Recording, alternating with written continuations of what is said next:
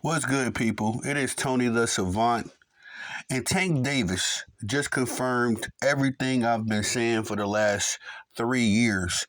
My platform is 3 years old, and I've been very consistent with my Tank Davis takes. As this guy held a press conference for his fight with Lamont Roach. What has Lamont Roach done in the boxing game? I don't know.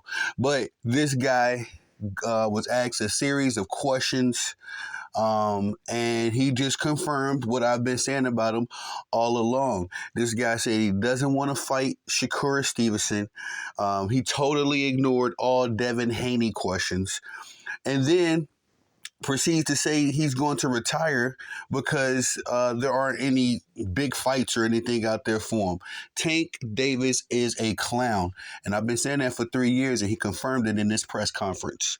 But ladies and gentlemen, before we get started, please like the video, share the video, hit the notification bell so you can be notified when I'm dropping content and going live on the channel as well. If you haven't already, please subscribe to the channel as I drop content daily, go live daily, stay very busy on the platform. And last but not least, please leave your thoughts and opinions in the comment section, as I'm always intrigued to hear what you all have to say about these topics. And ladies and sports fans and gentlemen, I just got done watching the Tank Davis press conference. Again, the Tank Davis and Lamont Roach press conference. It's very difficult to keep bringing up Lamont Roach because what has he done in the boxing game? Let's use Tank Davis's, words, his questions. What has Lamont Roach done in the boxing game? Because Tank Davis held this press conference and he was asked a series of questions. And one of the few questions he was asked is, before he retires, he announced that he was going to retire allegedly. But one of the questions one of the reporters asked him was, would he fight SHAKUR Stevenson before he retired? And Tank goes on this rant talking about what has SHAKUR Stevenson done in boxing. And it just begs, it just all when he says that, he said this about Devin Haney. He said this about SHAKUR Stevenson. Those are the two main brothers that he keep ducking. But he's also been ducking Lomachenko. He can't say what has Lomachenko done in boxing. Nor he really can't say that about Devin Haney no more either. But he goes on these rants of just discrediting the guys that we want to see him fight. Because if you can ask what has SHAKUR Stevenson done, well, the list isn't that long. SHAKUR Stevenson isn't the most accomplished boxer right now by far. But when you consider what has SHAKUR Stevenson done over a Lamont Roach, bro, SHAKUR Stevenson is light years ahead of Lamont Roach, respectfully. I mean, at least SHAKUR Stevenson has a name. He has some name recognition. We can at least give him that. Nobody knows what a Lamont Roach is. In fact, when I talk to my casual homies about boxing, the guys that just kind of sit around and wait for the mega fights, when I talk to them about boxing and I tell them, oh, did y'all know Tank Davis supposed to be fighting this cat named Lamont Roach? They all start laughing and making roach spray jokes. You know what I mean? Like this is what we think of when we think of Lamont Roach, not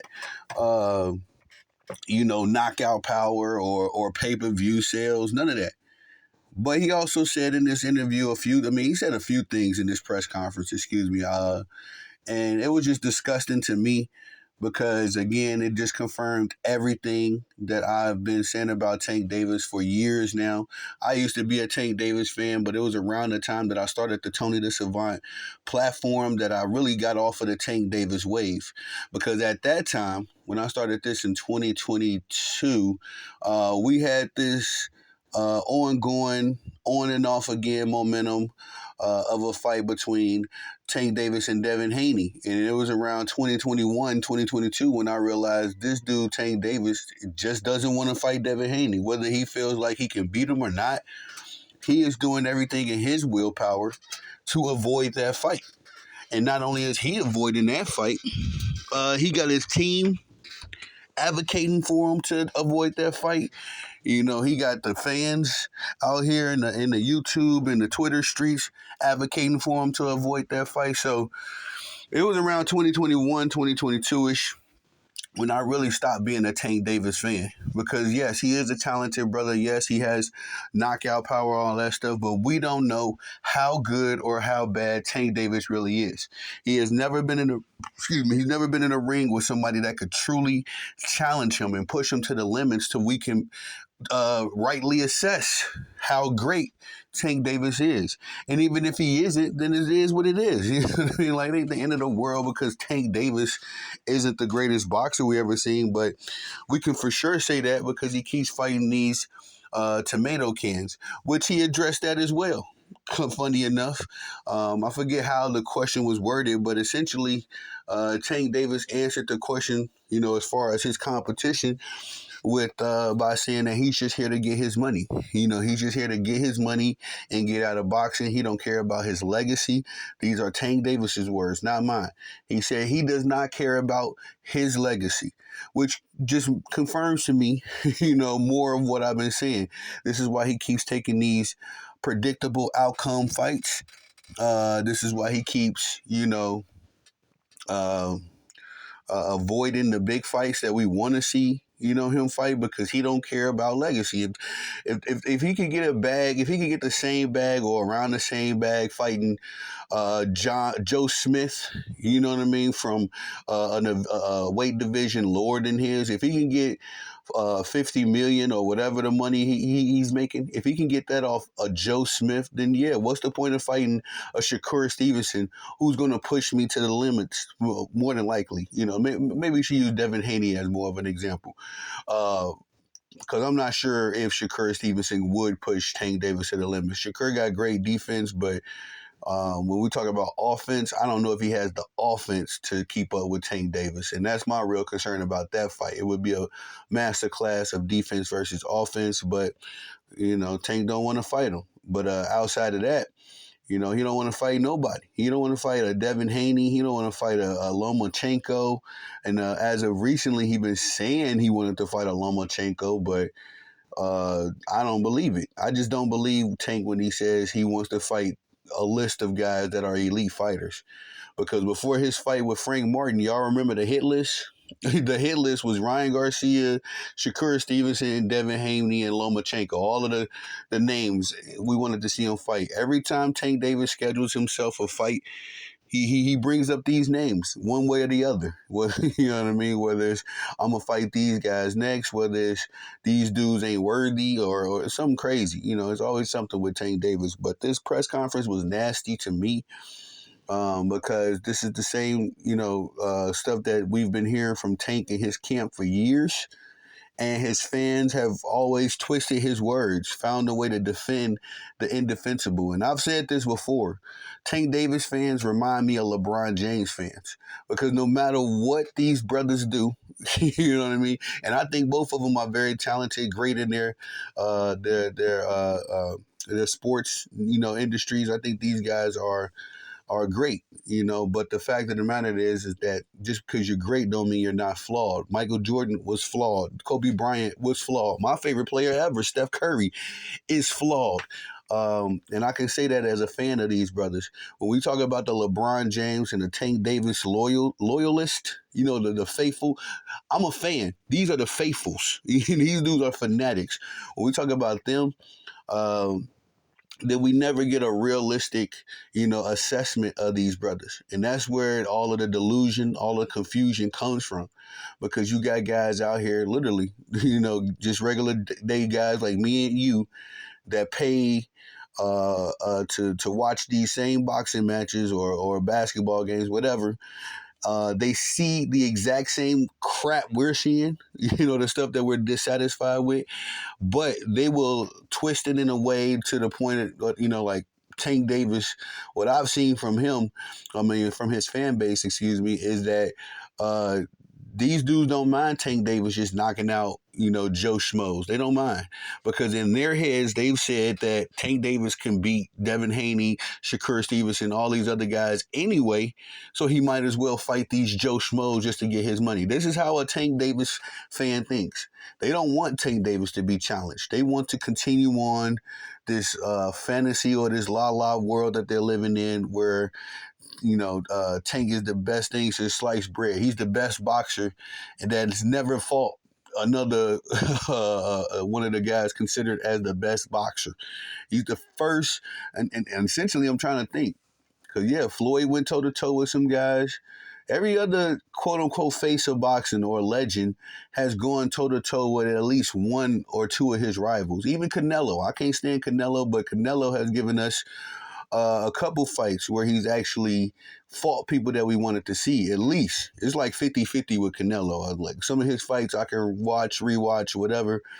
A lot of his fights I can't, especially the more recent ones. I just cannot get down with the Canelo Alvarez shtick. But Tank Davis ain't fought nobody. I think he's the first superstar boxer that has fought nobody, no rivals, no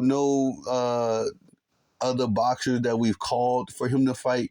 I think Tank is going down as the first boxer or first superstar boxer to never have to fight another superstar boxer.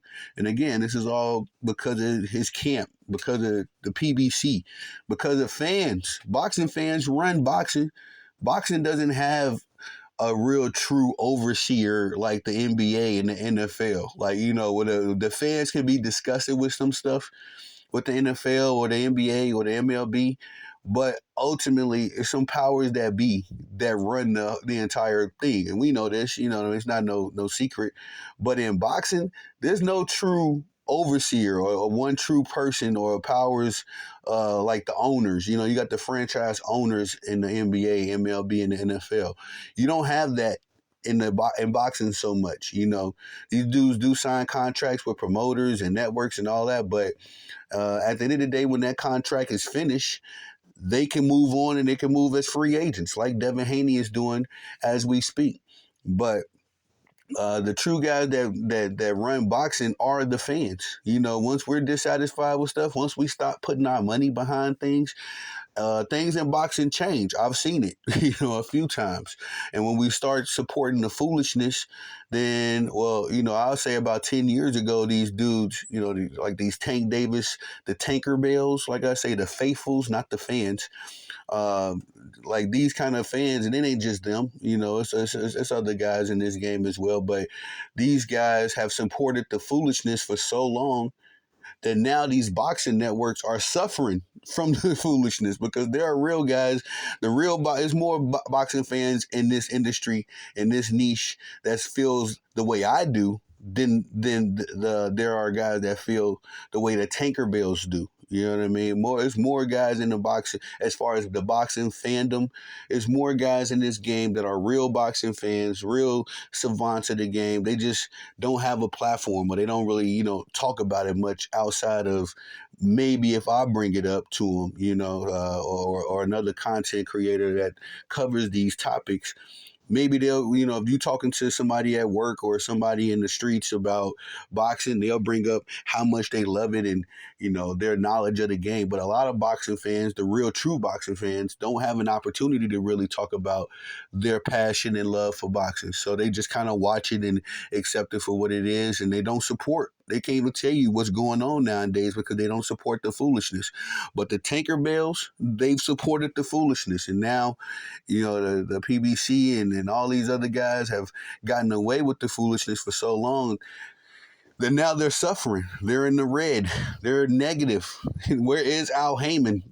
You know what I mean? Like, it's just crazy, bro. It is ridiculous. So, again, everything that I've been saying, that I've heard other real boxing fans say about Tank Davis. Tank confirmed it yesterday, man. He said it. He said everything. He don't want to fight SHAKUR Stevenson.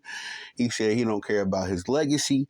He only in this thing for the bag, which is always the worst kind of person. You know what I mean? Like, I honestly, unless you're just working some 9-to-5 job where you just go in, get your money and get out. It's kind of difficult for people to be making this kind of money that Tank's making, and they just doing it for the bag. You know what I mean? It's kind of hard to support those kind of dudes because Tank is at a point where his money should be good. He should be fighting for his legacy. He should be fighting to solidify him being the quote unquote face of the boxing or the quote unquote best of this era, and he's not. He's trying to move like a C-level fighter. That's what Tank Davis does. He moves like a C-level fighter. Somebody that's on the come up still. He's just fighting all of these exhibition matches, in my opinion. And it's suffering. Boxing is suffering because of it. But yeah, man, if you want to see that press conference, I implore you to check it out. If you want to see the nastiness yourself, there's a couple topics. As far as Ryan Garcia, he was talking about rematching Ryan Garcia as well, which I just find to be nasty after Ryan Garcia has all of the stuff that's transpired with this clown. You know what I mean? Not just the cheating. We talking about the racist rants. We talking about his wife putting a freaking restraining order on him. LeBron Garcia has been bugging out for quite some time, and I'm not so much expecting the powers that be to do anything, but I do expect the boxing community, the boxing fans, the guys that's on the ground like me to do something about it and not support it. But again, the Tanker Bells, they're gonna they're gonna spend their little money to support a Ryan Garcia rematch. They don't care.